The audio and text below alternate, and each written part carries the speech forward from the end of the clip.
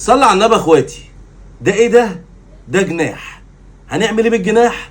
هنعمل مكرونه بشاميل بالاجنحه، سهله وسريعه ومش مكلفه. يلا بينا. اول حاجه اختي زي ما تعودنا نشيل الضفر ده، لان الضفر ده بيبقى فيه زفاره وملوش لازمه. بنقطع الجناح على نصين زي ما انت شايفه، وبنخليه من العظم بتاعه تماما. لازم نخلي الجناح. بعد ما خلينا الاجنحه بنفس الطريقه نبتدي نقطعها على نصين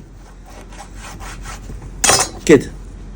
الموضوع مش توفيره بس، لا فعلا الاجنحه طعمها جامد جدا، يمكن اجمد من طعم الفراخ ذات نفسها. بعد ما شلت من الاجنحه بتاعتي الزفاره بقى لونها ابيض جامد كده، نبتدي نتبلها تتبيله مميزه جدا. ملح، فلفل، بابريكا، بهارات فراخ، توم باودر، بصل باودر، سنه مستردة، سنه كاتشب، معلقه هريسه شطه، عصره ليمون. قلب قلب قلب. كوبايه دقيق عليها معلقه نشا.